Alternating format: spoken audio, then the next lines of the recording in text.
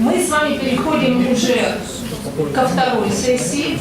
В каком-то смысле более узкой мы будем говорить уже о вызовах, о лучших практиках, применительно нашей системы здравоохранения. Надеюсь, что это будет очень интересно. И один буквально маленький комментарий. Я всегда говорю о том, что одна очень важная задача биоэтики – это то, что она является междисциплинарной и коммуникативной площадкой.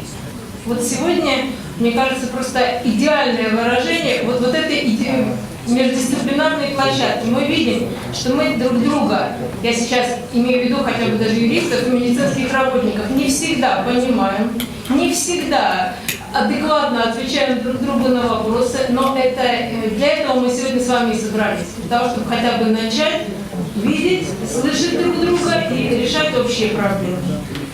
Ну и я передаю слово Дмитрию Михайловичу.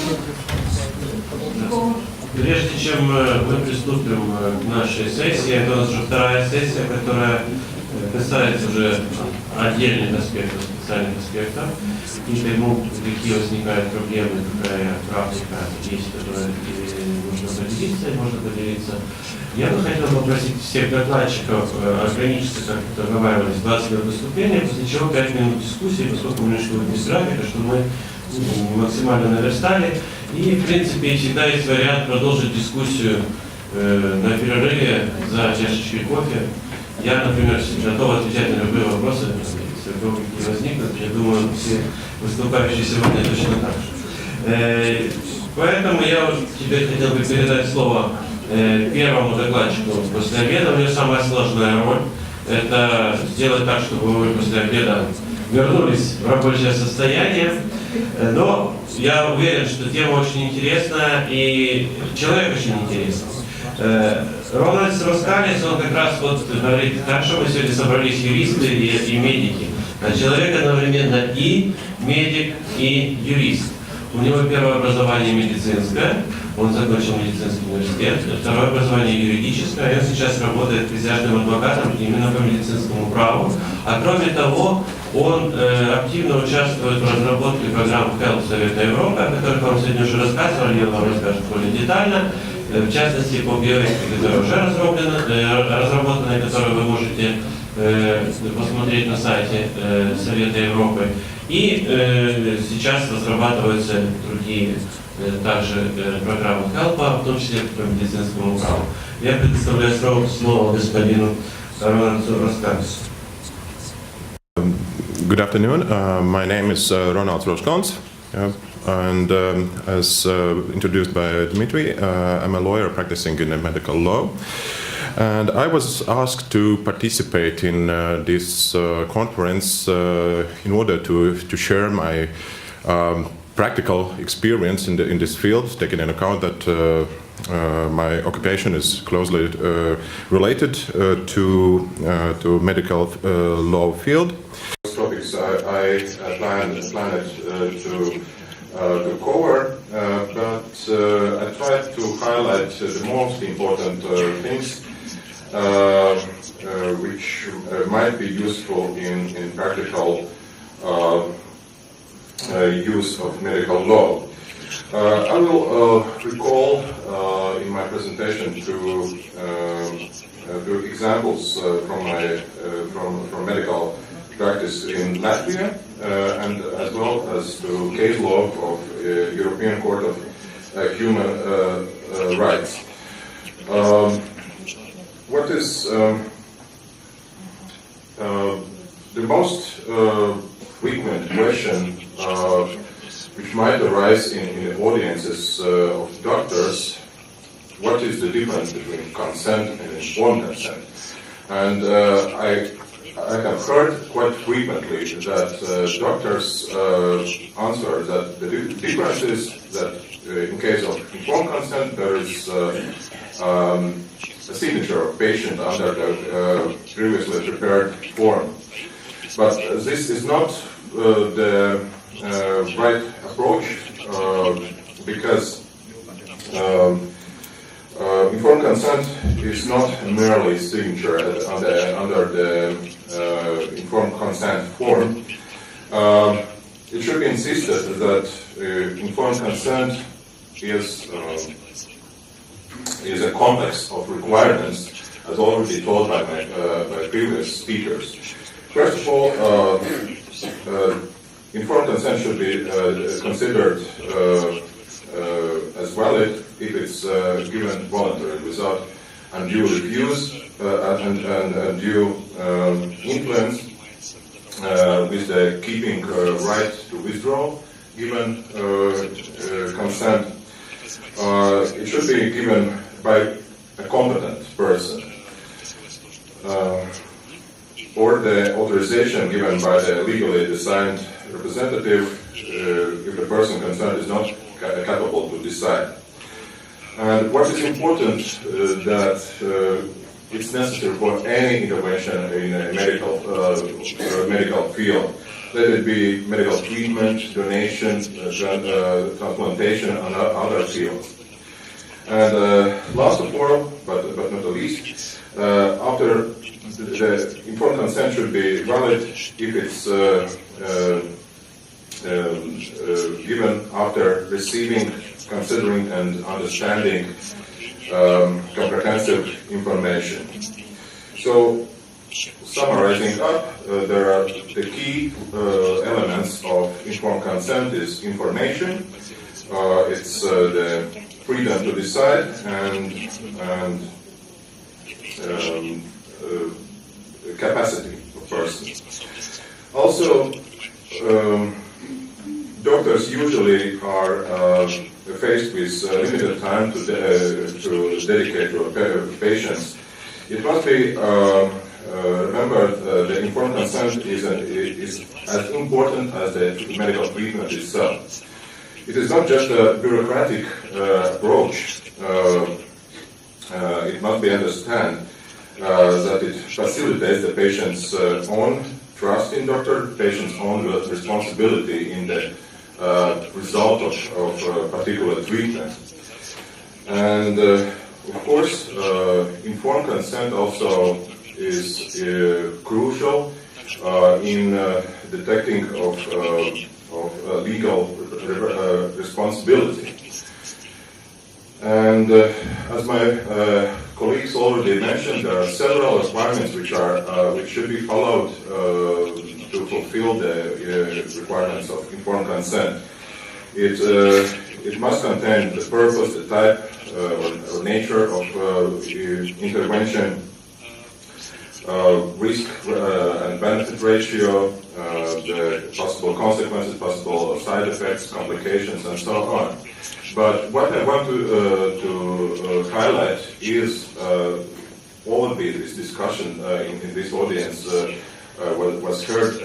If these unified forms are enough to be recognized as patient expressed informed consent. And to be honest, in Latvia, the situation was quite similar as the situation discussed right here in this audience. Doctors for a long time, and to be honest, they still, part of them is still consider that it is enough to ask the signature of patient under the previously prepared form.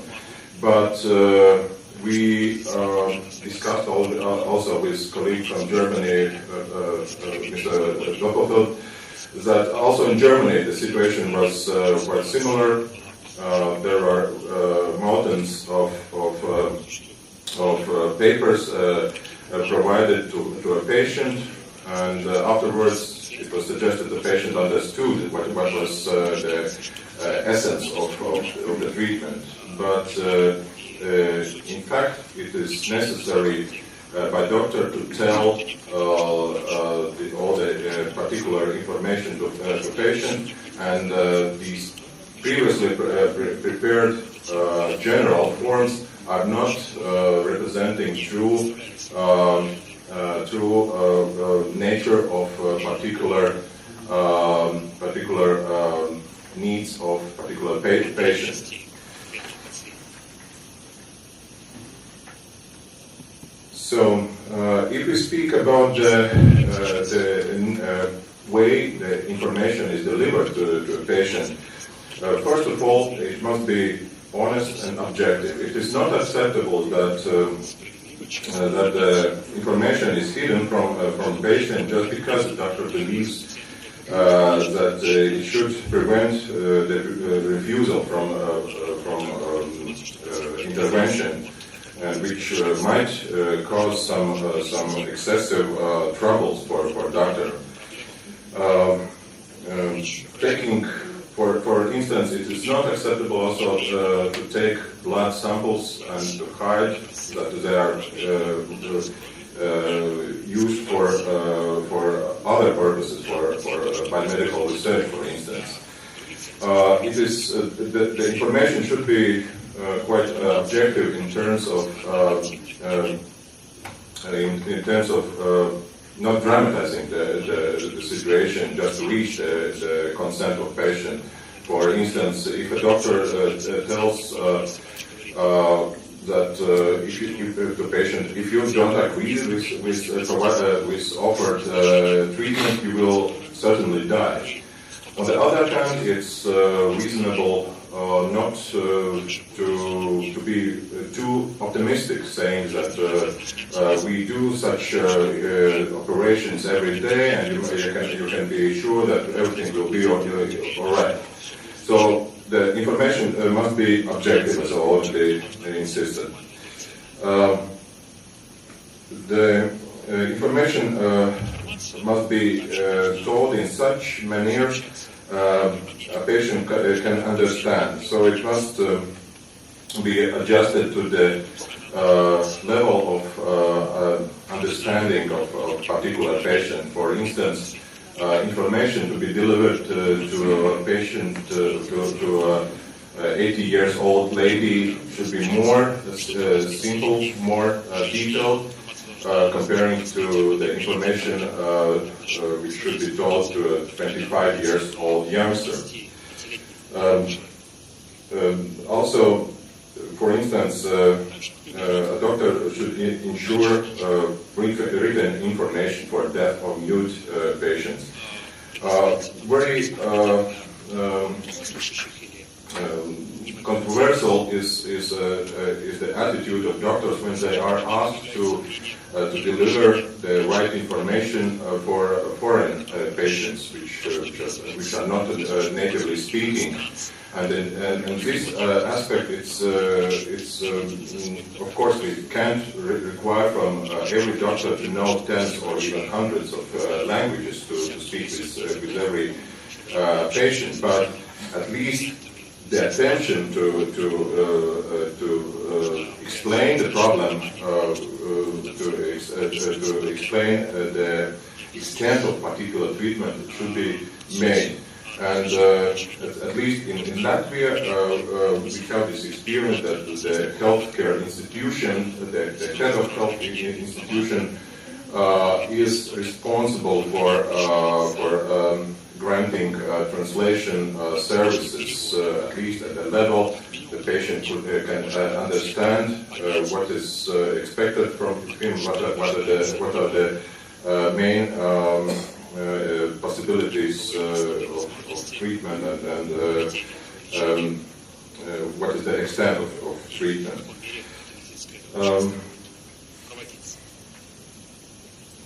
As for necessity for written form of information, as we already heard from the representative of the Ministry of Healthcare of Belarus, of course, the verbal information given by doctors can be accompanied by some illustrations, pictures, and so on. But as I already mentioned previously, it doesn't liberate the doctor from quite extensive explanation of a particular problem verbally. So these mountains of papers can't replace the particular explanation of a particular patient. If we speak about the terms, about the time in which the information should be delivered, of course, it depends on the complexity of provided intervention. And the rule is the more complex, the more possible side effects are expected, the more patient should be told. And for instance, already colleague previously told about case of VC against Slovakia, which you can see on a display, in which the court stated that asking the applicant to consent to such an intervention while she was in labor and shortly before performing the cesarean section clearly did not permit her to take a decision of her own in informed consent form.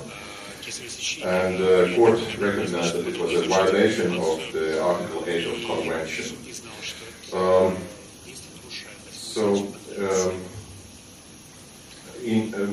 What is also quite frequent issue, which is misunderstood, is that in only very exceptionally cases, doctor may decide not to inform the competent patient if there is a strong and objective evidence that information could have a significant adverse impact on the could cause serious harm to the patient. For instance, if a patient already has experienced attention to make suicide, and again there is another serious diagnosis, then probably this is the case when a doctor could not tell all the information, but this, as I already told, is very exceptional. And as a rule, a patient should be told, competent patient should be told about everything which concerns his state of health. Speaking about the freedom to decide, as already told in this conference, the consent should be considered as free if it's given in lack of pressure or under influence. As example, I could have mentioned again the case of European Court of Human Rights, in case of Konovalova against Russia, in which the court found that the unauthorized presence of medical students during the birth of applicant's child violated her right to respect their private life.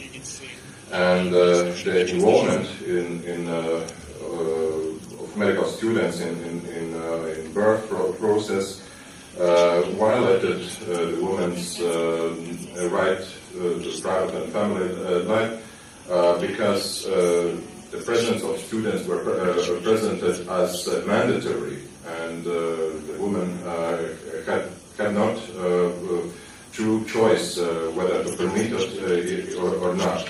And in this aspect, the violation of Article 8 was detected. Furthermore, about the freedom to decide, of course, the consent should be recognized as informed if it's done on the basis of adequate information. Of course, the patient must have opportunity to withdraw the consent at any point of time, taking in account, of course, these medically acceptable or not acceptable conditions for withdrawal of this consent. About refusal to treatment, as already previously mentioned, it is it's quite a tolerant attitude from the Council of Europe, from the European Court of Human Rights, which does not require written form for refusal, but it usually takes this form. And again, the same problem with as in acquiring the consent. The signature under the previously unified form doesn't mean that a patient is told with comprehensive information.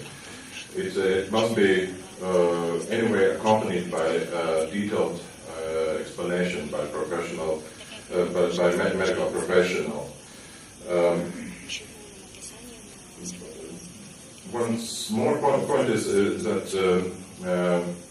this right to free and informed consent doesn't mean that patient is entitled to require from medical professional any possible medical intervention which the patient probably imagined.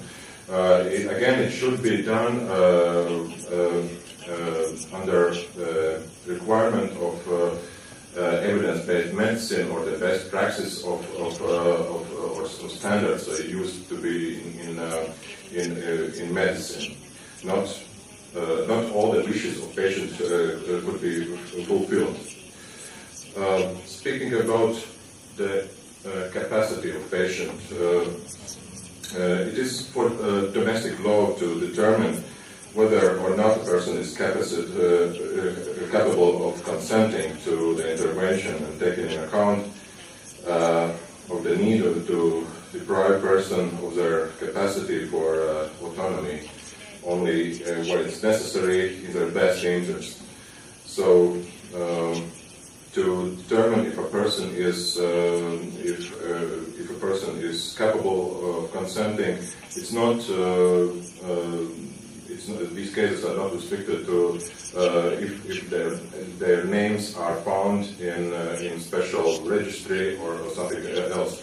The doctor should evaluate if a patient understands the provided information, if he apprises it, if he can reason after receiving particular information, and if he can state a choice. Also, the informed consent is not absolute, and it could be restricted in certain cases if it's made in accordance with law, if it serves legitimate purpose, and if it's necessary in democratic society. In other words, if these interests of whole society are in balance with the particular interests of patient. And here you can see 3 examples. First of all, the case of Solmakin against Ukraine, in which the court found that compulsory vaccination, in order to control the spreading of infectious diseases in particular region, was not against the requirement of Article 8 of the Convention. Similarly, in case Achmain against Belgium, the court held that Belgian law requiring children to undergo a mandatory X-ray examination to prevent tuberculosis was not in breach of Article 8 of the Convention. The case which was mentioned today, the case Yurtink against Turkey, in which the court held that mandatory gynecologic examination, which was not provided by law and which was not necessary in democratic society, was representing a violation of Article 8. A few words about the persons who are not able to consent due to their age, to their state of competence, for those who suffered in accidents, which are in coma. First of all, about the minors.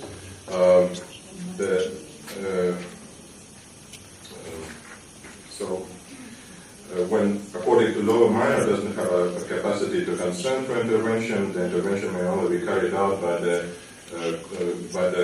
authorization of his representatives, parents, and other persons which are provided by law.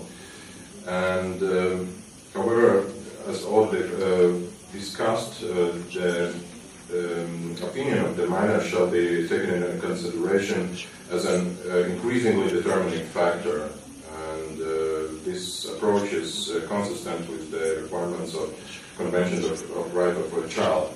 But what is interesting about, which was already mentioned by my colleague from Germany,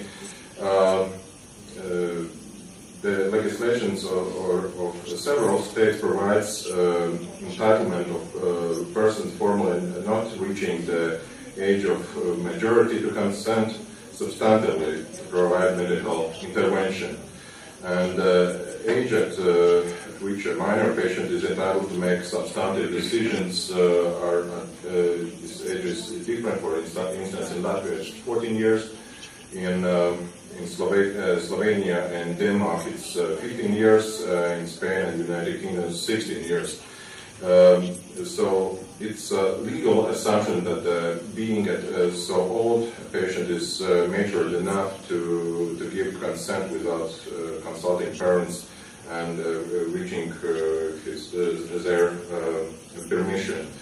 But for instance,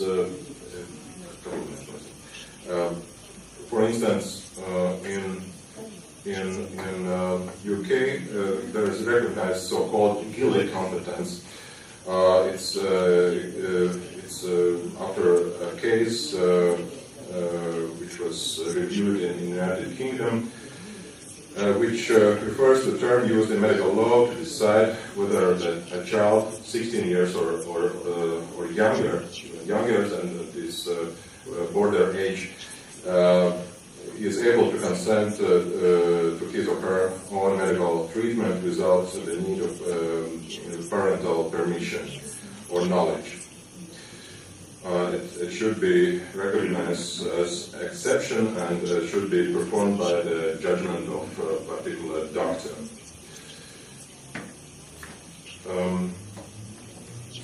I don't go deeply in those cases when adults are not able to consent about the representatives, which were already discussed in the presentations of previous speakers. And the last question I wanted to stress out is about emergency situations according to Article 8 of Oviedo Convention, when because of emergency situation the appropriate consent cannot be obtained. Any medically necessary intervention may be carried out immediately without the consent of patient or his representatives. In such circumstances, the doctor is entitled to act immediately without waiting such consent. And the main prerequisites for such assistance is that these situations are restricted just for emergency situations. The possibility is restricted to medically necessary interventions which can be delayed for the reason of derogation of patient's health or even endangerment of patient's life.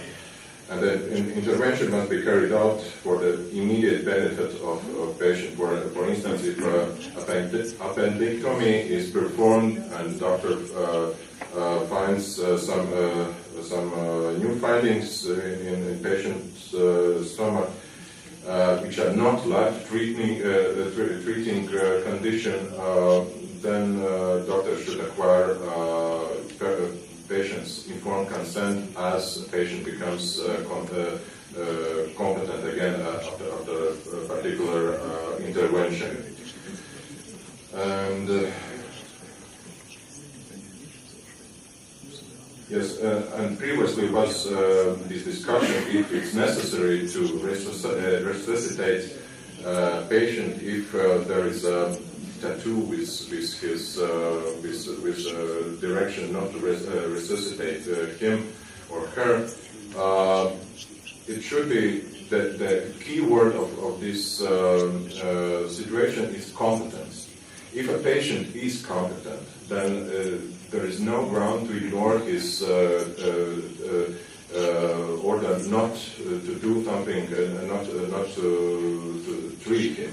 But if a patient is not conscious, if he is not, if the doctor is not able to ask his consent, and there is a real threat for his life, and there is no possibility to ask the opinion of the relatives of the person, then of course the doctor should follow this requirement for emergency situations and resuscitate or make other intervention. But the key word is the competence. There is no ground to ignore the opinion of a competent person, even if it could lead to death or particular person or other serious consequences. Thank you for your attention.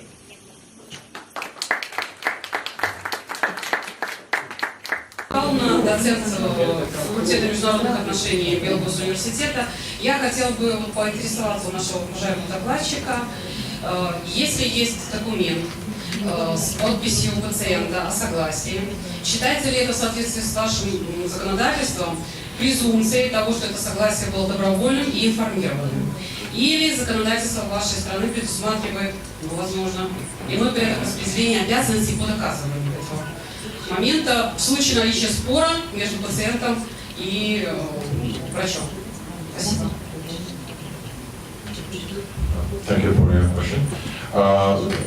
There is no particular regulation in our, if we speak about that in legislation, regarding who is in charge to prove that that such information was delivered to the patient or not. But in case of information is usually delivered to patients, and if such a case is brought to the court, it's up to the particular doctor or healthcare institution to prove that information was delivered. Because we already discussed with a colleague from Germany that previously there were piles of documents given to a patient which he can't recognize. Not all the patients were able to understand what is written in these papers. So this individual approach is the most appropriate for each patient. We can say that there is universal approach for each patient. Each patient is very individual due to his age, to his education, other factors. So this individual approach is most essential part.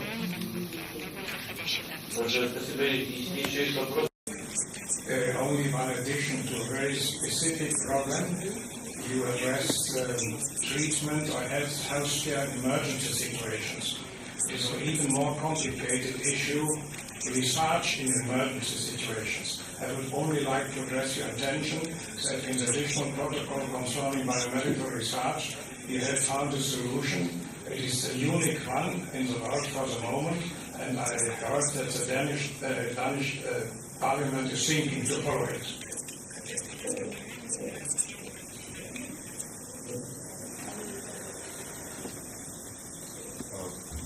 I thought it's a comment. Comment? Yes. Большое спасибо. Я думаю, что мы продолжаем дальше. Представляю вам следующего докладчика. Это Юрий Григорьевич Дегтярев.